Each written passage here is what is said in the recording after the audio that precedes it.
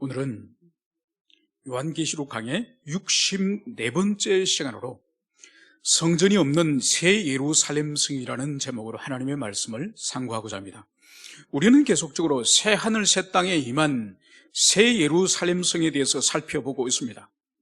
여러분, 우리는 요한계시록을 시작하면서 이 계시록은 다른 성경과 달리 묵시문학이라는 것을 우리는 알고 있습니다. 이것은 신약 안에서 복음서라든지 바울의 서신과 달리 바울의 서신과 복음서는 바로 인간의 경험이나 사건에 대해서 사실적으로 진술하지 않습니까? 그래서 주님께서 누구를 만나서 어떤 가르침을 하며 그리고 그 가르침 가운데 또 어떤 표적과 기사가 일어났는지를 사실적으로 그 일들을 기록한 것이 특징이라고 한다면 이 계시록은 우리가 알다시피 초현실적인, 이 사도 요한조차도 실제로 경험한 것이 아닌 성령에 이끌려서 그가 경험한 환상을 문자로 기록한 것이에요. 그러니까 그가 본 것은 이미지고 영상인데 그것을 다시 사도 요한이 문자의 표현으로서 우리 성경에서 기록이 되는 거죠. 그걸 우리가 또다시 문자를 통해서 과연 요한이 본 실체인 환상 이미지가 뭔지를 다시 우리는 역으로 추론하고 있는 것이 이 요한계시록입니다. 그렇기 때문에 이 요한계시록 안에서는 사실적인 이미지보다는 환상인, 즉 이것이 고도의 묵시문학, 즉 은유와 상징책으로 되어 있는 것들이 이 요한계시록 안에서는 가득 차 있는 것이죠.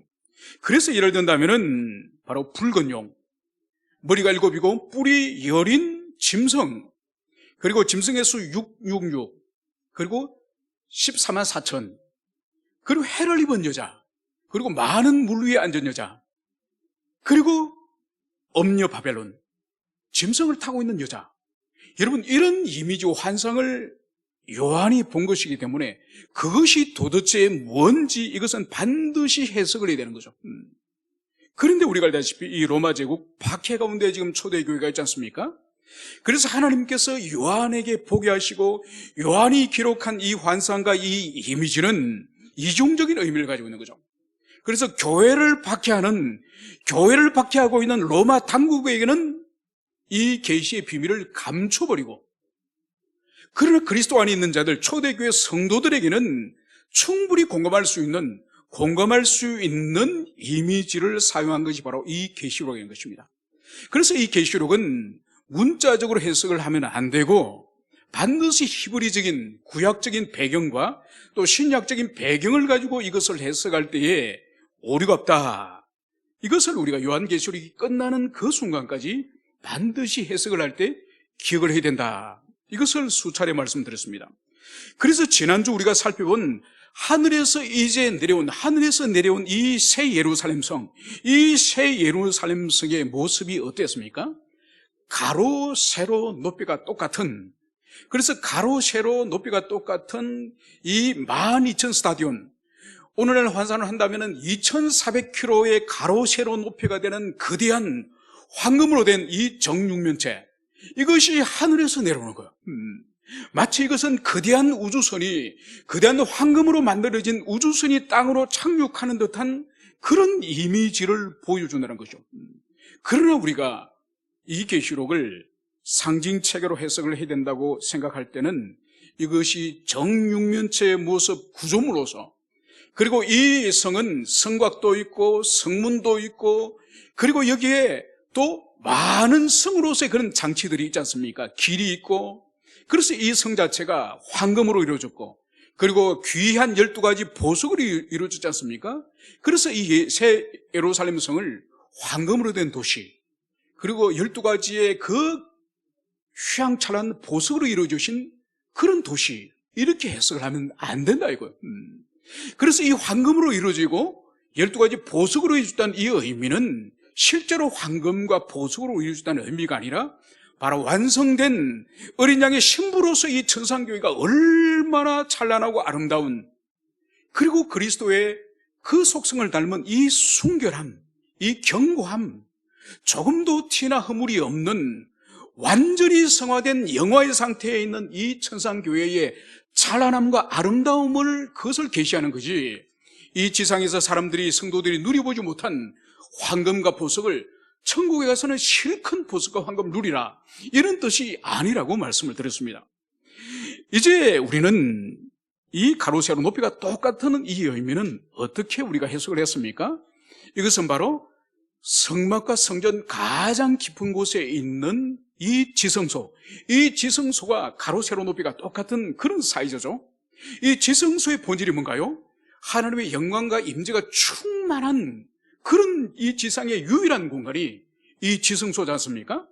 이 지성소가 이제는 마지막 날 이제 이 새 예루살렘 성으로 확산되어서 하나님의 임재와 영광이 충만하게 이 도시 전체에, 이 예루살렘 전체에 하나님의 영광이 충만함을 여기서 보여주는 거죠. 그래서 이 새 예루살렘 성은 조금도 어둠이나 조금도 구김살이나 조금도 죄의 영향력이 없는 영광과 임재가 충만한 그런 하나님의 도성으로서 거기서 이제 성도들은 하나님과 하나님을 이제 얼굴을 대면하면서 친밀함 가운데서 이제 아버지로서 이제 주님을 교제할 수 있는 것이 바로 이 새 예루살렘 성이란 의미가 이제 황금과 보석으로 이루어졌다는 것으로 우리가 이제 지난주까지 여기까지 살펴봤습니다. 이제 오늘 우리가 본문으로 이제 돌아오면은 요한은 계속적으로 자신이 목격한 이 새 예루살렘의 이 환상을 22절에서는 이렇게 기록을 하고 있습니다. 성 안에서 내가 성전을 보지 못하였으니 이는 주 하나님 곧 전능하신 이와 및 어린 양이 그 성전이십니다. 이제 요한이 이제 새 예루살렘 성을 이제 바라보니 이 성 안에 하나님의 성전이 없는 거예요. 여러분, 이스라엘 백성이 가나안 땅에 들어가서 예루살렘 이 성을 언제 차지했을 것 같습니까? 여호수아가 당장 들어가서 예루살렘을, 이 성을 빼앗았을 것 같습니까? 아닙니다. 여호수아 이후 500년이 지나고 나서야 이 예루살렘을 정복합니다. 바로 이때까지만 하더라도 가나안 땅의 여부서 족속이라는 이 족속들이 예루살렘의 이 높은 이 분지 지역, 그래서 여호수아도 이 성을 빼앗지를 못한 거예요. 그리고 지대가 고지대고 주변이 분지로 둘러싸여서 외부에서 침입하기가 아주 곤란한 그런 지역이기 때문에 이스라엘 백성들이 가나안 땅에 들어갔어도 500년 동안 이 예루살렘을 차지하지 못했던 거예요. 그래서 다윗 왕 때 비로소 이 여부서 족속들이 차지하고 있던 이 예루살렘을 드디어 빼앗습니다. 그래서 이 성 이름을 처음에는 다윗 성이라 불렀던 거죠. 그런데 이 성이 왜 거룩한 성 예루살렘이 되었을까요? 그것은 바로 다윗이 하나님의 법궤를 이 다윗 성으로 옮겨왔습니다. 그래서 이 다윗 성에 드디어 하나님의 임재를 상징하는 법궤가 드디어 이 성에 자리를 잡았고, 그리고 그 자리에 아들 솔로몬이 드디어 성전을 이제 지었기 때문에 드디어 이 다윗 성을 예루살렘 성이라고 이름을 바꾸면서 이제 이 성이 거룩한 성이 될 수 있었던 거죠.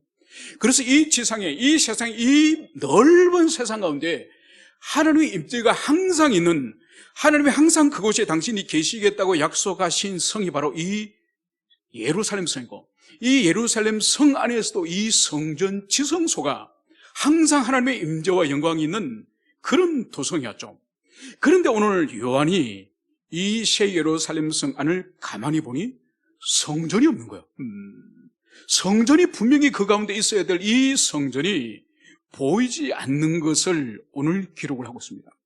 여러분, 요한이 이 기록을 하고 있는 이것은 역사적 상황을 가지고 우리가 이해해야 됩니다. 바로 뭔가니까 요한이 지금 계시록을 기록하고 있는 이 연대는 AD 90년에서 한 95년 사이에 이 요한계시록을 기록합니다.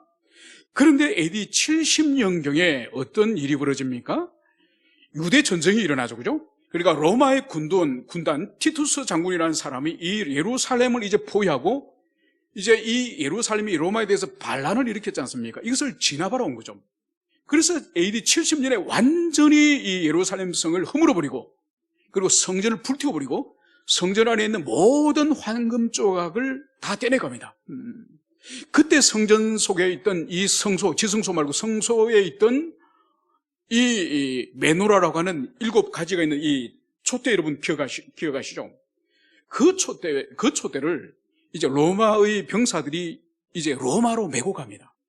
그 메고 가는 장면을 이제 부조를 해가지고 로마의 개선문에 2000년 전에 로마 군인들이 이 예루살렘의 하나님의 성소에 있던 이 촛대, 이것을 메고 가는 장면이 이 벽에 부조에 그려져 있는 거죠. 그러니까 그 전쟁이 얼마나 참혹했으면은 이 성을 다 허물어 버리고, 그래서 예수님께서 말씀하셨죠. 너희들이 이 성을 보느냐? 이 성이 돌 위에 돌 하나 남지 않을 것이다. 제자들에게 말하지 않았습니까? 그대로 이 성과 성전이 다 무너지고 하나님을 경배하는 데 사용됐던 모든 황금을 이제는 다 떼서 로마로 다 가져가 버린 거죠. 그래서 로마에서 이 예루살렘이 멸망하고 난 이후에 한 20년 후에 이 계시록이 기록되었기 때문에 지금 사도 요한이 성경을 기록하고 있는 이 시점에는 예루살렘 성이 파괴되어지고 실제로 성전이 없는 시대예요. 성전이 없는 시대에 지금 오늘 요한이 예루살렘 성을 보니 성전이 없더라, 이 말씀을 하고 있는 거예요. 그런데 이 시기에 어떤 일이 있었냐? AD 70년에 이제 성전이 파괴되고 나서 이스라엘 백성들이, 유대인들이 간절히 열정적으로 일으킨 운동이 있습니다. 바로 뭔가 하니까 성전을 재건해야겠다. 로마의 군대가 파괴해버리고 불태워버린 이 성전을 재건해야 된다. 이 열정이 20년이 지나면서 이 유대인들 가슴 가운데 얼마나 강렬하게 일어났는지. 여러분, 우리는 이미 복음서를 통해서 예수님 당시에 유대인들에게 절대적인 가치, 절대적인 의미를 부여하고 있는 것이 두 개 있음을 알 수 있습니다. 예수님도 그것 때문에 죽었죠, 그죠? 첫 번째는 이 예루살렘 성전의 성전. 이 성전은 그들이 목숨보다 더 귀히 여기는 거예요.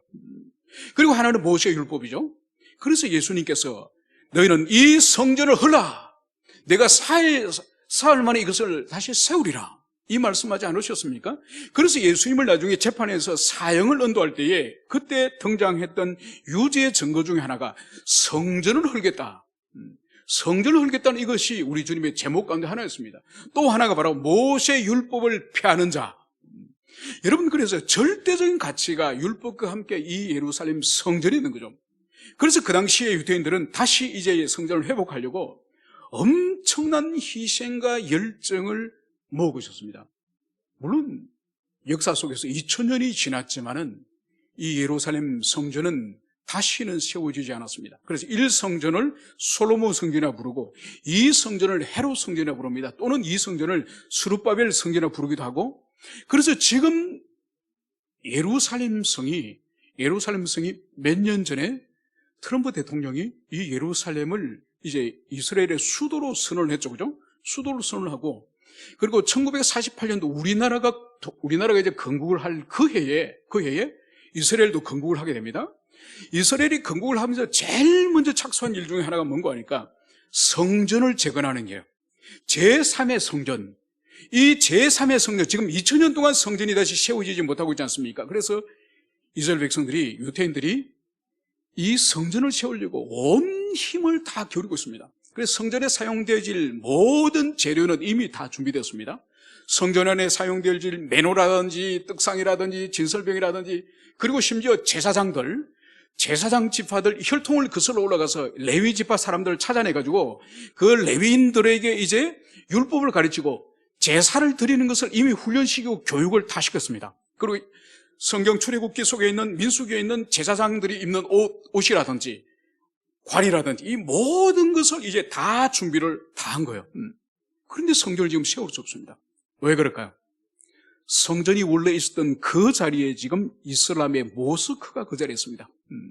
그러니까 이슬람의 그 모스크를 부셔버리고 거기에 성전을 세워야 되는데, 그 성전터에 이슬람 모스크가 다 황금동으로 된 그 모스크가 거기 있는 거죠. 그 모스크를 쓸어버리면은 세계전쟁이 일어나지 않겠습니까? 전 지구상에 있는 10억 가까운 이슬람 교도들이 가만히 있겠습니까? 참 신비로운 일이죠.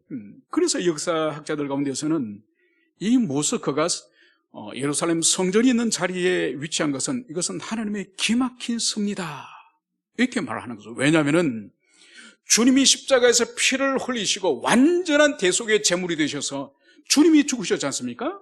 여러분, 그렇기 때문에 이제는 더 이상 짐승의 피를 흘리는 짐승의 피제사는 더 이상 필요 없는 시대예요. 필요 없는 시대이기 때문에 1차적으로는 예루살렘이 파괴되어지고 성전이 불타는 것은 그리스도 예수를 거부하고 우리 주님이 십자가에 못 박아 죽인 유대인들의 죄에 대한 하나님의 심판의 의미가 첫 번째로 있습니다. 두 번째는 무슨 의미가 있느냐? 예수님이 완전한 피제사, 예수님이 자신의 이 성육신한 몸으로서 완전히 죽으신 이 피 흘림의 제사, 이 제사를 완성하셨기 때문에 더 이상 소나 양이나 이 염소를 죽이는 짐승의 피제사는 필요 없기 때문에 주님께서 이 지상의 성전을 폐기해버리신 거예요. 로마 군대의 힘을 통해서. 그래서 이 모스크가 그 위에 들어선 것은 이것은 기막힌 하나님의 승리로서, 기막힌 섭리로서 다시는 지상에 짐승을 불태워드리는 짐승의 피를 뿌리는 그 제사가 필요 없도록 하기 위해서 섭리 가운데서 모스크, 이슬람의 사원을 거기 세우셨다고 하는, 그렇게 해석하는 역사학자들도 있습니다. 이제 오늘 요한은 이 역사적인 이 사건을 감안하고 오늘 하늘로부터 내려온 이 새 예루살렘 성에는 성전이 없다, 이것을 오늘 여기서 선언을 하고 있습니다. 여러분, 이것은 성전이 재건되어지기를 갈망하는 유대인 신자들에게, 유대인 그리스도인들에게는 엄청난 충격이었을 겁니다. 지금 민족 전체가 힘을 모아서 성전을 어떻게 하면 재건을 할지, 이것을 지금 애를 쓰고 있는데, 이제 예루살렘 성을 보니 성전이 없더라. 그러면서 왜 그러면 이 성전이 없느냐? 요한은 성전이 없는 이유를 이렇게 말씀을 하고 있습니다. 이는 주 하나님 곧 전능하신 이와 및 어린 양이 그 성전이심이라. 여러분, 예루살렘 성 안에 이제 성전이 없는 이유를 요한은 명쾌하게 오늘 말씀을 하고 있으니, 바로 전능하신 하나님과 그리고 어린 양이 성전이시기 때문에 건물로서 성전은 더 이상 필요하지 않다, 이것을 오늘 선언하고 있습니다. 여러분, 이것은 구약 성경에서 성전의 가장 본질적인 의미를 지성소가 그것을 증거하지 않습니까? 지성소 안에 하나님의 영광과 하나님의 임재가 항상 있는 곳이잖아요. 그래서 그 지성소 안에 하나님의 영광의 의미는 하나님이 여기 계신다, 하나님이 현재 여기서 지금 존재하실 뿐만 아니라 여기서 이스라엘 백성들을 지키시고 보호하시고 다스린다는 증거가 하나님의 임재요 하나님의 영광이지 않습니까? 이것이 구약의 성전의 의미요, 구약의 지성소의 의미인 것입니다. 이것을 주님께서 이 세상에 사람으로 오시면서 이제 드디어 성육신 하시면서 구현하셨죠.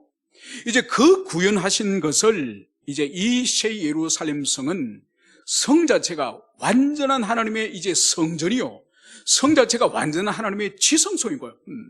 그래서 이 예루살렘 성 안에서는 어디를 가도 하나님의 임재와 영광을 경험할 수 있기 때문에 이제 드디어 구약의 이 지성소와 성전을 이제 새 예루살렘 성에서 완전히 이제 하나님이 구현하셨다.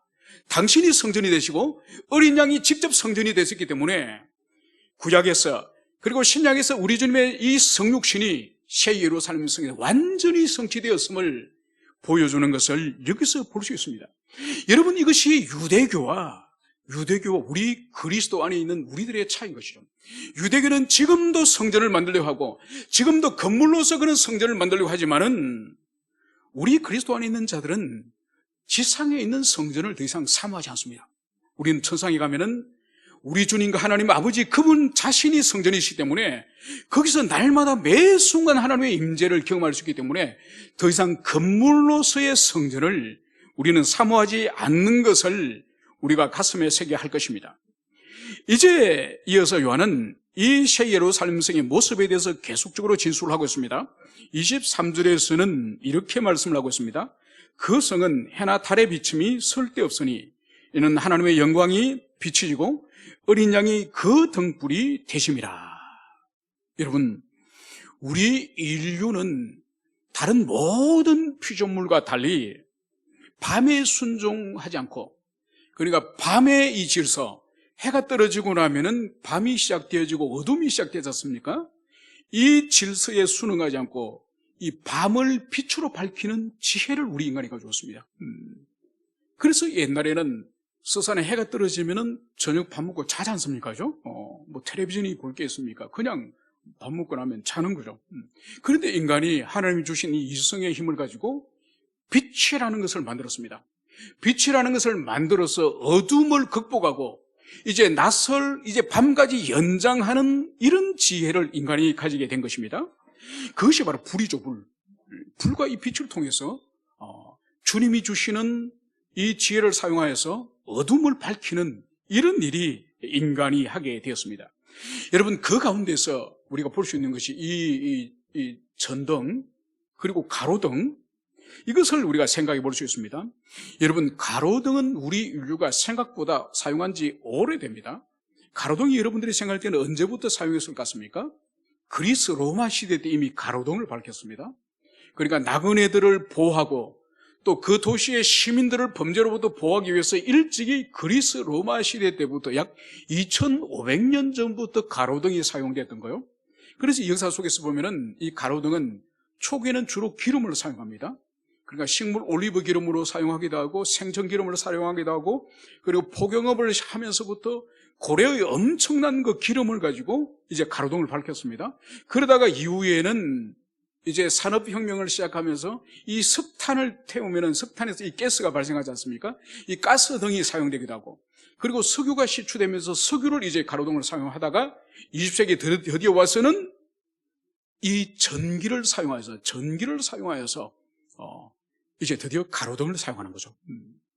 여러분, 우리나라도 보면은 이 1987년 그때에 종로에 이 전기불을 밝혔더만요. 역사를 뒤져보니까 어디에 밝혔는가 하니까 이 전차가 지나가는 전차역에서 밤에 전차표를 팔기 위해서, 전차표를 사고 팔기 위해서 전차 매표소 아래에 이 전기불을, 이 램프를 3개를, 백열전등을 달았던 거예요.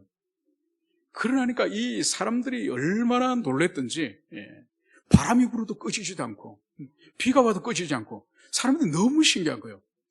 그래서 사람들이 이 전차역 앞에 수많은 이 한양 사람들이 구름대같이 모여서 밤만 되면 그 불 구경하러 모였다는 그 이야기가 역사 속에 기록이 되었습니다. 그런데 오늘 이 새 예루살렘 성에는 해나 달의 비침이 쓸데없다, 해나 달이 비칠 필요가 없다, 이것을 오늘 말씀을 하고 있습니다. 그럼 왜 이 새 예루살렘 성에는 이제 해나 달이 필요 없는 그런 도성인지 오늘 이렇게 말씀을 하고 있습니다. 하나님의 영광이 비치고 어린 양이 그 등불이 되심이라. 바로 이 도성 안에는 횃불이나 등불이나 전급불이 아니라 하나님의 영광과 어린 양 그리스도의 그 영광의 빛이 비치고 있기 때문에 해와 달에 비칠 필요가 없다, 이 말씀을 여기서 하고 있습니다. 그러니까 이 도성 안에는 하나님의 영광과 하나님의 임재가 항상 찬란히 비치고 있기 때문에 인위적인, 인간이 만드는 인공적인 조명이 필요 없는 그런 하나님의 나라다, 이것을 여기서 말씀을 하고 있습니다. 여러분, 일본의 어떤 논문을 보니까 이 도시의 가로등 불빛의 이 세기의 이 증가의 이 양과 그 도시의 범죄율을 비교한 것을 볼 수 있습니다. 그래서 이 도시의 이 가로등이 더 많아지면 많아질수록 이 범죄율이 줄어드는 거예요. 그리고 가로등 숫자가 가난해서 이제 도시에서 전기를 이제 아낀다고 가로등을 없애면 없앨수록 절도라든지 또 성범죄라든지 이런 죄들이 증가하는 거죠. 뭘 보여주는 거죠? 인간의 죄성이라고 하는 것은 찬란한 밝은 빛 가운데서 죄를 범하기보다는 어두운 데서, 어두움 속에서 인간의 죄성이 이 친화적인 관계에 있다, 이것을 여기서 보여주고 있는 거죠. 그런데 이 도시는 조금도 이제는 이 햇빛이나 이 달빛이 필요하지 않는 하나님의 임재와 영광이 찬란하기 때문에 더 이상 이 도시 안에서는 어둠의 세력, 죄의 영향력들이 더 이상 이 도시 안에서는 존재하지 않는 것입니다. 그래서 인간이 두려워하거나 불안해하거나 우울하거나 불만족을 가지거나 원망을 하거나 이런 어둠의 역사, 죄의 역사들이 도무지 이 도시 안에서는 존재하지 않는 거죠. 그래서 밤에 잠을 이룰 수 없거나 원통에서 잠을 이룰 수 없고 분해서 이룰 수 없고 시기 질투해서 이룰 수 없는 그런 상태가 아닌 이 새 예루살렘 성 안에서는 모든 영혼으로 하여금 평강과 감사와 만족과 기쁨이 가득한 그런 도시임을 여기서 보여주고 있습니다. 여러분, 그래서 우리가 이 지상에 오늘날도 밤을 고통스럽게 보낸 사람들 얼마나 많아요. 밤에 죄를 짓죠. 밤에 잠을 이루지를 못하죠. 밤이 되면 옛날 생각이 나서 그 원통함과 그 사무친 원한 때문에 밤이 되면 이빨을 가는 사람들이 얼마나 세상에 많습니까? 그런데 이 새 예루살렘 성에는 그런 일이 도무지 더 이상 없다는 거죠. 완전히 하나님의 임재와 영광과 찬란한 그 빛 속에서 우리 양심과 우리 내면이 밝고 환하게 빛나기 때문에 과거에 맺거나 어둠의 역사들이 도무지 일어나지 않으니 여러분, 이 하나님의 나라를 우리가 얼마나 소망해야 되겠습니까? 그래서 더 이상 지상에서 우리가 경험했던 이 죄의 경험들, 우리가 비록 그리스도 안에 있는 하나님의 성도지만, 하나님의 자녀지만은 어둠의 역사들이 우리 심령 가운데 얼마나 자주 일어납니까? 이것으로부터 완전히 자유하는 나라가 바로 이 새 예루살렘 성인 것을 여러분들이 가슴에 새기시기를 축원합니다. 이어서 요한은 이 새 예루살렘 성의 풍경에 대해서 이렇게 또 기술을 하고 있습니다. 만국이 그 빛 가운데로 다니고 땅의 왕들이 자기 영광을 가지고 그리로 들어가리라. 여러분, 먼저 만국이 빛 가운데로 다닌다는 이 의미가 뭘까요? 이 만국, 모든 나라를 의미하는 거죠.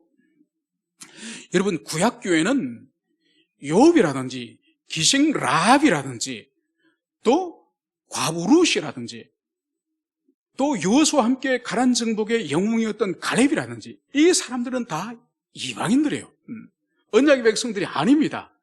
이 사람들은 혈통적으로 아브라함의 자손들이 아니지만은 이들이 이스라엘 백성들의 위대한 조상들이 되지 않았습니까?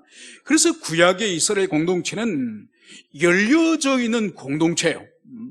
그래서 열려진 공동체이기 때문에 그 구속의 문이 열려 있습니다. 그래서 이방인이라 할지라도 하나님의 그 성품과 이스라엘 백성들을 이제 사모하면서 나도 언약의 백성, 나도 여호와의 백성이 되고 싶습니다. 이렇게 원하면은 열려진 문으로 그 기생 라합이라든지 갈렙이라든지 욥이라든지 여러분, 그런 사람들이 언약의 백성 속으로 들어왔습니다. 그리고 열려져 있기 때문에 이 열린 문에는 언약 속에 들어와 있었지만은 나가는 사람들도 있었습니다. 그래서 구약 성경 가운데 많은 하나님의 심판을 받고 멸망을 받았던 많은 사람들이 사실은 언약 밖으로, 이 열려진 문 밖으로 나가버린 사람이죠. 여러분, 오늘날도 마찬가지예요. 오늘날도 평생을 교회를 다니지만은 그리스도 안으로 들어오지도 못하고 밖에서 다니는 사람들이 있습니다. 그러나 하루를 신앙생활을 하더라도, 첫날 교회를 오더라도 바로 주님을 인격적으로 영접하고 바로 주님을 모시는 회심자들이 있을 수 있습니다. 여러분, 그래서 구약 교회는 열려진 교회지만은 그러나 기본적으로 혈통적인, 기본적으로 아브라함의 자손들이 이 구약 교회를 형성한 이것은 변함없는 사실인 것입니다. 그러나 오늘 성경은 만국이 그 빛 가운데로 다니고 혈통적인 아브라함의 후손 유대인들만이 아닌 만국 모든 열방과 나라는 이제 차별 없이, 이제 혈통적인 신분적인 차별 없이 이제 마음으로 믿고 입으로 시인하면은 이제 이 예루살렘 성 안으로 들어와서 이제 하나님과 이제는 거닐면서 그분과 친밀한 교제를 누리는 그런 오늘 귀한 역사가 일어날 수 있음을 오늘 여기서 그것을 말씀을 하고 있습니다. 여러분, 그렇기 때문에 이 세상에는 이 천국이 가장 공평한 나라예요. 여러분, 천국만큼 공평한 나라가 없습니다. 여러분, 천국에 어떤 학벌을 요구를 합니까? 아니면 세금을 1년에 재산세를 10만 원 이상은 최소한 내야 천국에 들어갈 수 있습니까? 아니면 최소한 키가 1m 75는 돼야 됩니까? 여러분, 이 지상에서 사람들이 따지는 것을 천국은 아무것도 원하지 않습니다. 천국은 오직 하나입니다. 마음으로 믿고 입으로 고백하는 것. 마음으로 믿고 입으로 고백하는 것. 여러분, 하나님은 이것을 천국으로 입장할 수 있는, 영생을 얻을 수 있는 조건으로서 이 세상의 모든 조건을 빼고 마음으로 믿고 입으로 시인하는 이 신앙 고백, 이것이 참답다고 하면은 하나님은 그 사람을 당신의 자녀 삼으시고 당신의 나라를 주님께서 이어줄 수 있도록 후사로 세우신다는 것을 알 수 있는 거죠. 여러분, 오늘날도 이 세상은 얼마나 사람들을 이제 나누고 이제 구분합니까? 이것은 한 개인으로부터 시작해서 나라들까지 마찬가지요. 한 사람 한 사람을 성격 순으로 나누기도 하고 그 사람의 재산 순으로 나누기도 하고 그 사람의 학벌 순으로 나누기도 하지만은 이것은 나라도 마찬가지요. 미국이 G1이지 않습니까? G2는 중국이지 않습니까? 그리고 G7이 있죠. 우리나라는 G7에 들어가지는 못했지만 G7에 연달아서 2번 초청을 받아서 그 회의에 참석했죠. 그리고 G7 다음에 G20, 전 세계 20대 경제대국 속에는 우리가 들어갑니다. 그리고 여러분, OECD라는 것이 있죠. UN이라는 것이 있죠. 오페크라는 것이 있죠. 여러분, 이 지상 나라도 그 나라의 수준이나 어떤 속성에 따라서 많은 이 분류를 하고 이 성향을 나누는 것을 볼 수 있습니다. 그러나 하나님 나라에는 전혀 그런 것을 원하지 않습니다. 이 만국이 새 예루살렘 성에서 하나님과 거릴 수 있는 유일한 조건이 바로 마음으로 믿고 입으로 시인하는 그런 하나님의 무한한 자비인 것을 우리가 믿으시기를 간절히 축원합니다. 이제 24절에 가서는 땅의 왕들이 자기 영광을 가지고 그리로 들어가니라. 여러분, 땅의 왕들이 자신의 영광을 가지고 거기로 들어간다. 여러분, 이것이 도대체 무슨 의미일까요? 여러분, 성경 속에서는 경건한 왕이 있습니다. 물론 교회 역사 속에도 경건한 왕들이 있었습니다. 성경 속에서는 다윗이나 요시아나 여호사밧이나 히스기야 이런 사람들이 완전하지 않지만은 이스라엘의 왕들 가운데서는 경건한 사람으로 하나님께 인정을 받았던 그런 사람들입니다. 그러면은 이 본문은 지상에서 이 땅의 왕들이 그러면은 한 나라를 통치하던 이 세속 권력자들이 자신의 영광을 가지고 천국으로 들어간다는 그런 뜻일까요? 그런 뜻이 아닙니다. 이 땅의 왕들이라는 의미도 문자적으로 해석을 하면 안 되는 것이죠. 이 땅의 왕들이 누구냐? 바로 계시록 20장 4절에 가면은 천년 왕국에 대해서 우리에게 말씀을 하시면서 주님께서 그리스도와 함께 천년간 왕노릇하리라, 이 말씀을 주목해야 되는 거예요. 그래서 그리스도 안에서 왕노릇하는 것은 여러분 한 사람 한 사람, 우리 모두가 그리스도 안에서 왕노릇하는 거예요.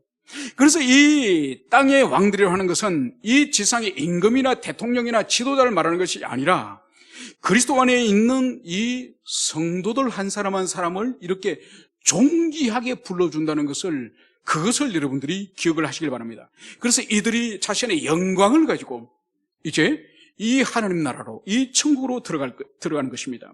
이제 우리 다음 시간에 자기 영광을 가지고 들어간다는 뜻이 뭔지, 이 부분은 다음 시간에 특별하게 시간을 우리가 내가지고 다음 시간에 우리가 함께 깊이 살펴볼 것입니다. 요한은 이 새 예루살렘 성에 대해서 이제 25절에서 이렇게 또 계속적으로 진술을 하고 있습니다.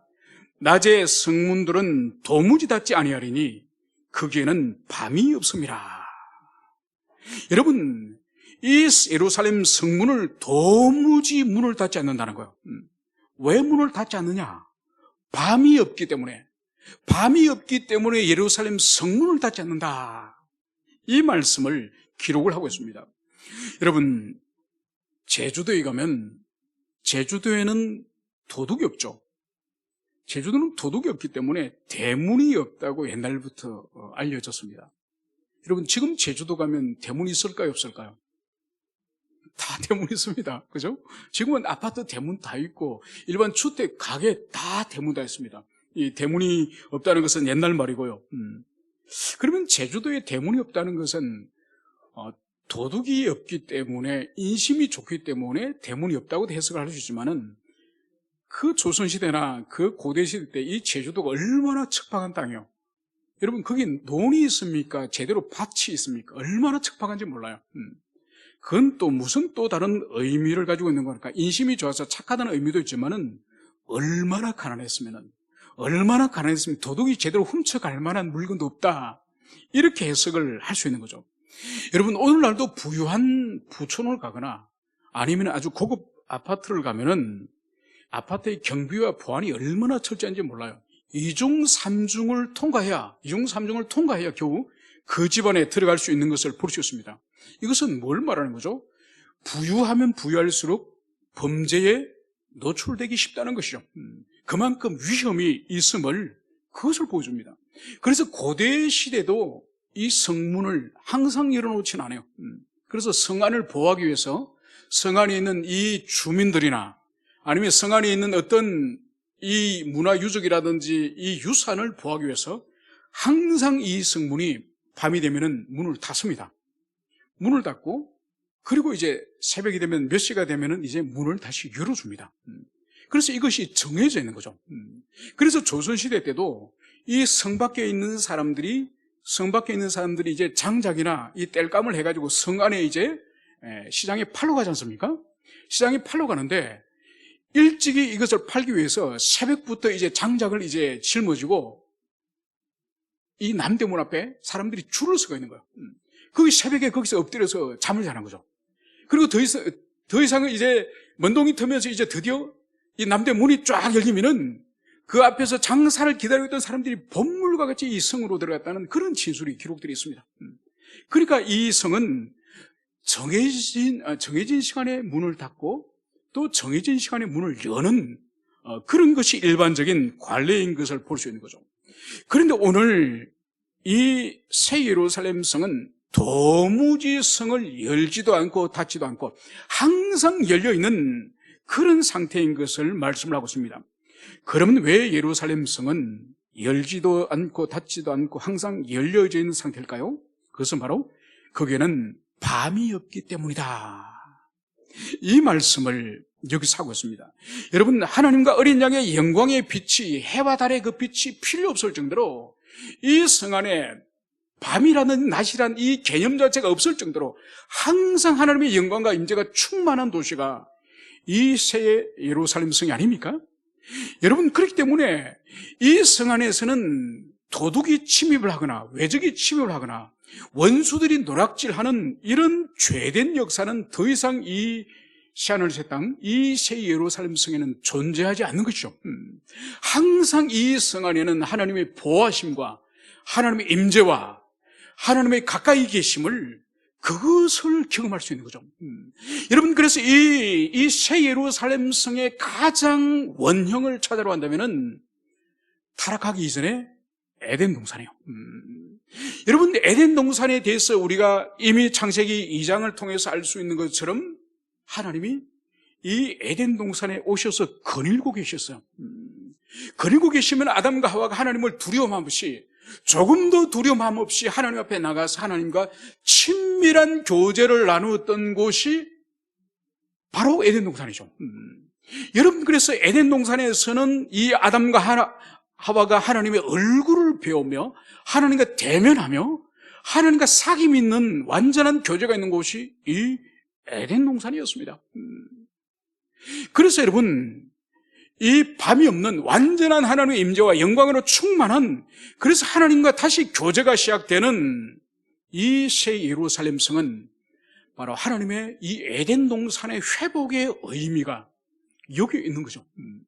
그러니까 여기는 밤이라든지 어둠이라든지 이런 것은 더 이상 필요하지도 않고 존재하지도 않는다는 것을 여기서 보여주고 있습니다.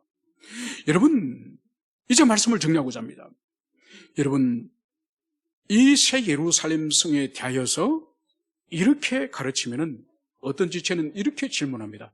목사님, 새 예루살렘 성에 들어가야 될지를 제가 고민을 해야 되겠습니다. 꼭 들어가야 되면 되겠습니까? 왜 그렇습니까? 그러면 밤도 없고 늘 빛만 비치면은 언제 잠을 잡니까? 저는 잠을 못 잔다면은 굳이 새 예루살렘 성에 들어가야 될지를 고민해야 되겠습니다. 여러분, 이것이 상징책이라는 거예요. 상징. 그렇게 해석을 하지 말라니까요.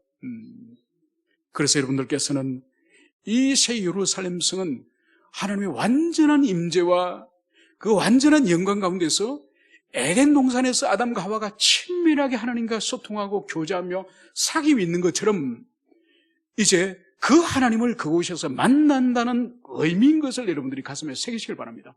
그래서 이 땅에서 우리가 하나님을 태어나고 진정으로 인격적으로 주님을 만나기를 그토록 사모하지만은 얼마나 그것이 힘듭니까?